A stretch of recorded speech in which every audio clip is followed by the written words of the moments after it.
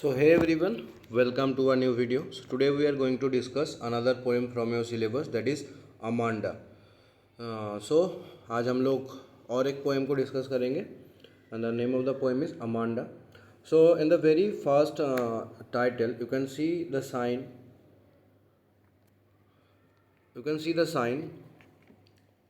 Of exclamatory. Okay, तो ऐसे question आ चुका है कि what is the importance, what is the significance of the sign, ये साइन क्यों डाला गया है. So first of all we try to clarify the theme, actually what is the poem about, poem किस बारे में है.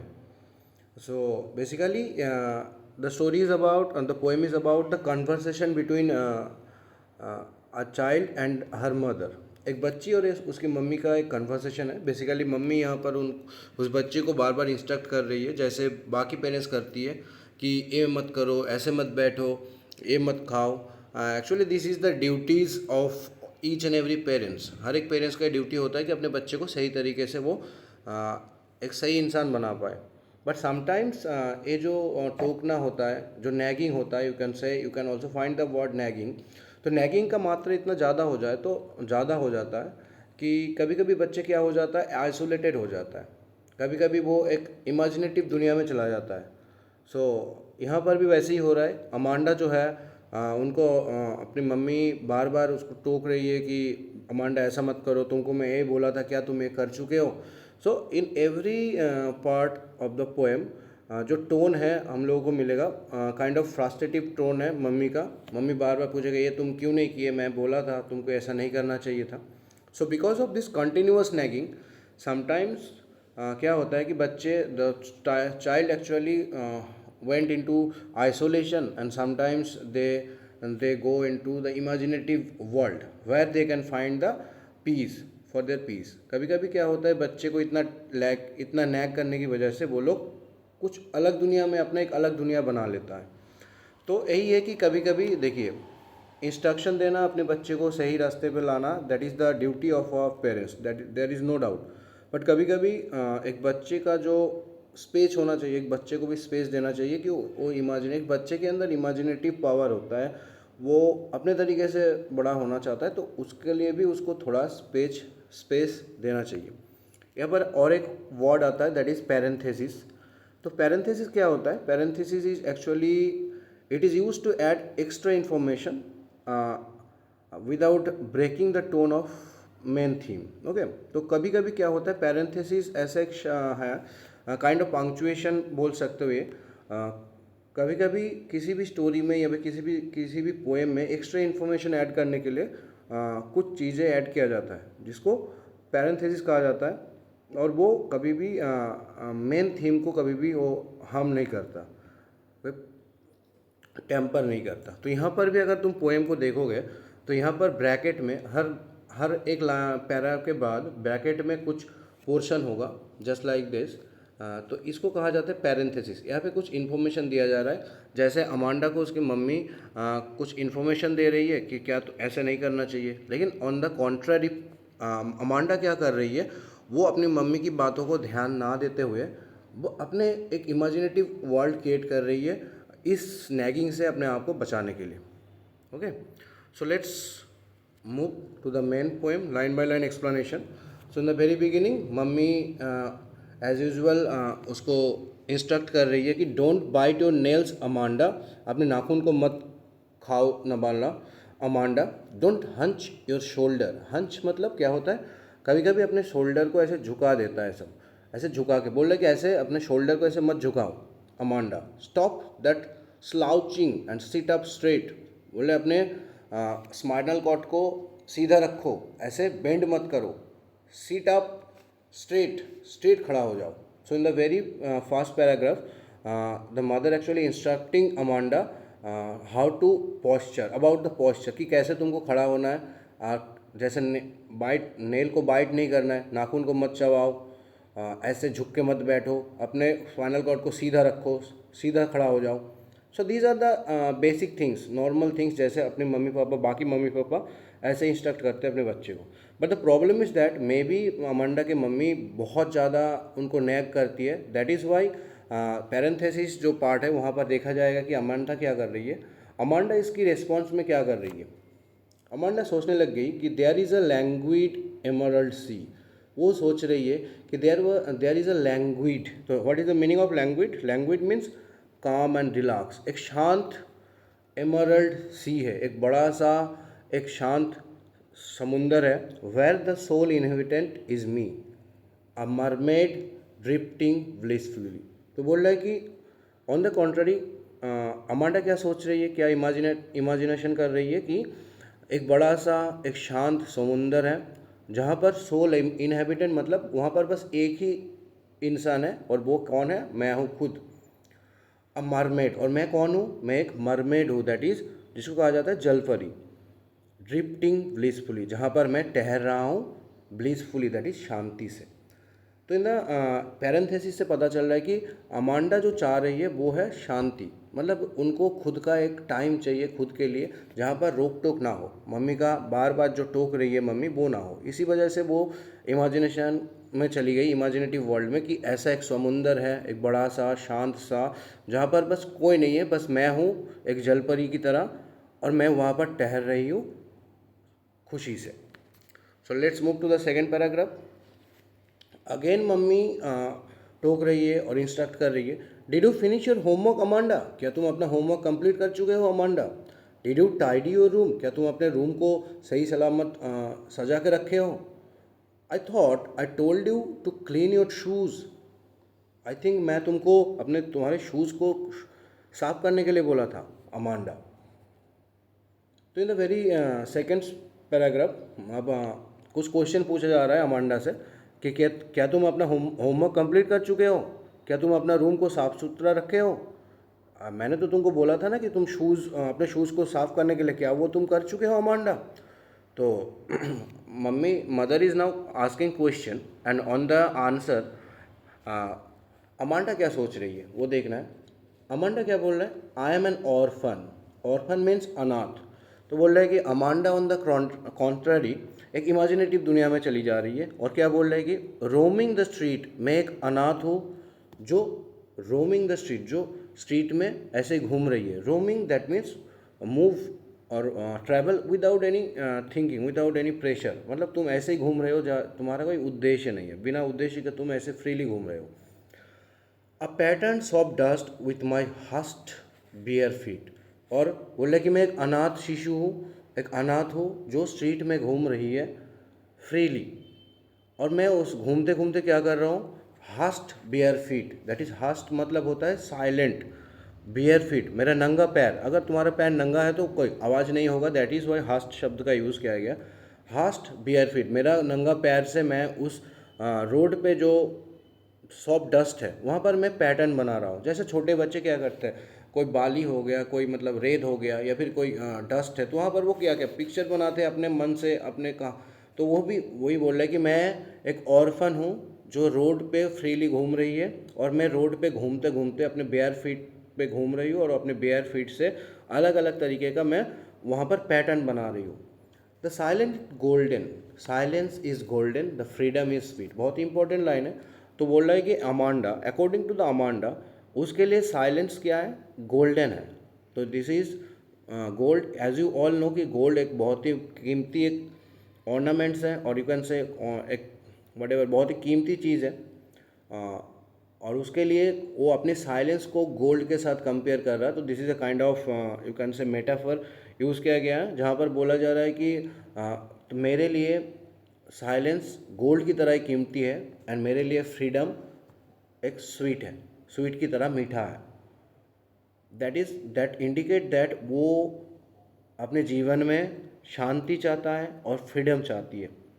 That is why whenever her mother try to nag him, try to ask him several question, he at once went to her imaginative world to find the freedom or the peace. Okay, जब भी उसकी mummy कोई भी question पूछ रही है उससे कि क्या तुम ये किए हो, वो किए हो, ऐसे मत करो, तो तुरंत वो अपनी इमेजिनेटिव दुनिया में चली जा रही है अपने मन की शांति के लिए।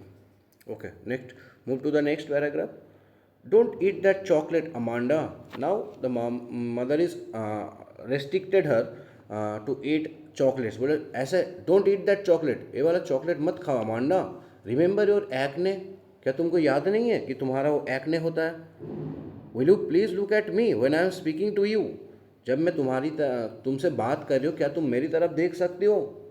That is this line also indicate that कि Amanda is not interested in all this. जैसे उसकी मम्मी बार बार उसको टोक रही है तो वो इस चीज़ों में इंटरेस्ट ही नहीं दिखा रही है, वो अपने दुनिया में खोई हुई है। दैट इज़ वाई मम्मी जब उसको बोल रही है अरे तुम चॉकलेट मत खाओ, क्या तुमको पता नहीं है तुम्हारे एक्ने के बारे में, फिर से एक्ने आ जाएगा। और जब मैं तुम्हारे साथ बात कर रही हूँ तो you should look at me, तुमको मेरी तरफ देखना चाहिए अमांडा। तो ऑन द कॉन्ट्ररी, अब पैरेंथेसिस में अमांडा क्या सोच रही है? अमांडा सोच रही है, देखो, I am Rapunzel, I have not a care, मेरा कोई केयर नहीं है, that is I have no tension, मेरे पास कोई टेंशन नहीं है। Life in a tower is tranquil and rare, tower के ऊपर जो मेरा जो ज़िंदगी है बहुत ही ट्रैंक्विल, मतलब बहुत ही पीसफुल है, एंड बहुत ही अजीब, रेयर है, बहुत ही शांतिपूर्ण है। I will certainly never let down my bright hair, और मैं कभी भी मेरा ब्राइट हेयर को नीचे नहीं डालूंगा। तो यहाँ पर आई एम अ रैपंजल, तो रैपंजल क्या होता है? Rapunzel is a character in fairy tale. Fairy tale में कैरेक्टर होता है रैपंजल, तो हम लोगों को पहले रैपंजल की कैरेक्टर थोड़ा सा जानना है। तो Rapunzel is a girl who has a special super power on her hair, अपनी बालों में उसके पास कुछ सुपर पावर था। तो एक दिन एक विच ने, एक डायन ने उसको पकड़ लिया था और पकड़ के एक टावर के ऊपर रख दिया था। तो this is a kind of tower. Tower का मेन फीचर यही था कि टावर की यहाँ पर उसको रखा गया था, मान के चलो। ठीक है, 1 minute. This is a tower, तो टावर के बीच में यहीं पे एक रहने का जगह है, तो रपंजल को यहाँ पर रख दिया था विच ने। और द मेन थिंग इज़ कि इस टावर में देयर इज़ नो, क्या बताओ, यहाँ पे मतलब ऐसा कोई चीज़ नहीं है कि रपंजल उससे जा सके, मतलब इससे कोई उठ सके, मतलब यहाँ पे कोई सीढ़ी नहीं है, इस टावर में कोई सीढ़ी नहीं था। तो क्या करता था विचेस, कैसे ऊपर जाता था? तो रपंजल, मैं पहले ही बताऊँ कि रपंजल की जो बाल है वो बहुत ही सुपर नेचुरल था, तो रपंजल अपने बाल को नीचे कर देती थी और वो बीचेस इस बाल को पकड़ के ऊपर जाती थी। तो एक दिन एक राजा का बेटा, मतलब कोई प्रिंस इसको देख ली थी रपंजल को, और प्रिंसेस, उसके बाद से इस दोनों के अंदर एक प्यार हो गया था। एंड जब विचेस को पता चलेगा तो विचेस इस प्रिंस को अंधा कर देगा, एंड आफ्टर और रपंजल का बाल भी काट देगा, and after so many time फिर से ये दोनों का मिलन होगा, एंड इस तरीके से स्टोरी एंड होता है। बट हम लोग को, that is most important thing, हम लोग को ये जानना है कि रपंजल जो थी, उसका जो पास जो बाल हुआ करती थी उसकी, वो बहुत ही सुपर नेचुरल थी, वो अपने बाल को बड़ा कर सकती थी, और अपने बाल के जरिए वो विचेस हो या फिर जो प्रिंसेस है उसको ऊपर ले जाती थी। लेकिन इन दैट केस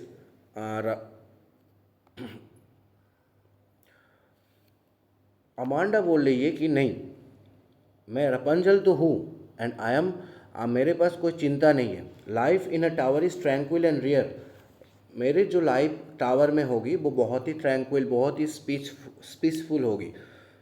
देखो, ये भी बहुत ही आयरोनिकल है, टावर के ऊपर वो तो बंदी हुई है ना, he was actually captured here, but tower के ऊपर में ज़िंदगी जो है वो पीसफुल है ही नहीं होना चाहिए। बट रपंजल को इस ये पीसफुल क्यों लग रही है? क्योंकि वहाँ पर उसको डिस्टर्ब करने वाला कोई होगा नहीं। And the point is that वो बोल रही कि मैं कभी भी मेरे बाल को नीचे नहीं फेंकूंगी, क्योंकि अगर वो अपने बाल को नीचे नहीं फेंकेंगी तो कोई उसको डिस्टर्ब करने नहीं जाएगी।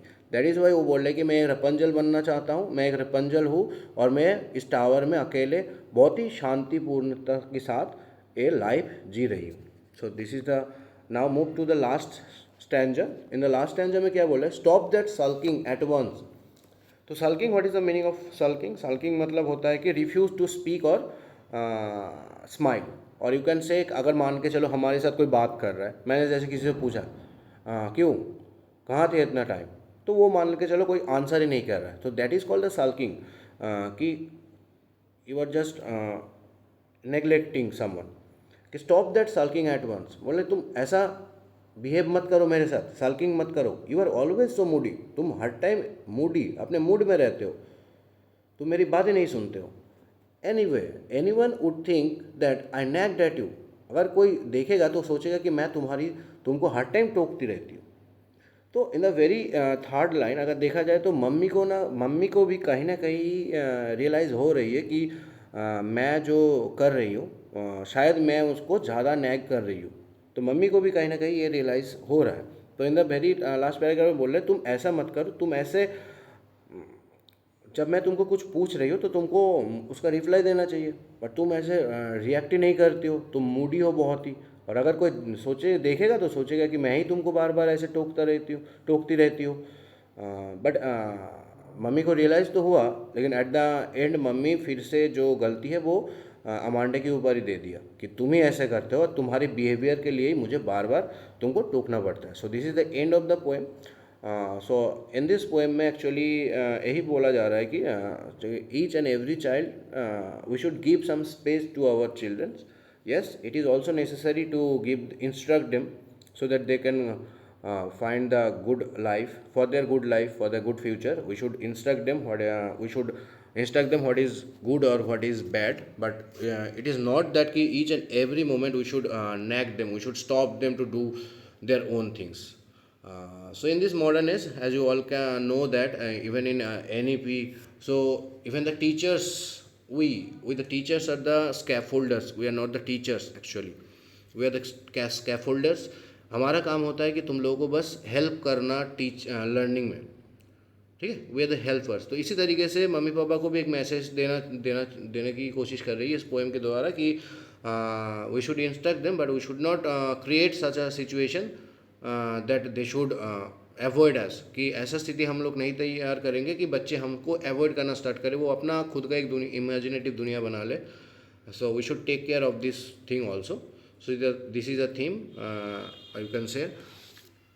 तो यहाँ पर एक क्लैश दिखाया गया है, एक clash between a child's natural desire of freedom and the discipline that was imposed by the adult. So this is the clash that was actually displayed in this poem, कि एक चाइल्ड का natural जो desire होता है freedom के लिए और जो rules and regulation that we actually imposed on them. So this is all about the poem Amanda. Okay, thank you, have a nice day.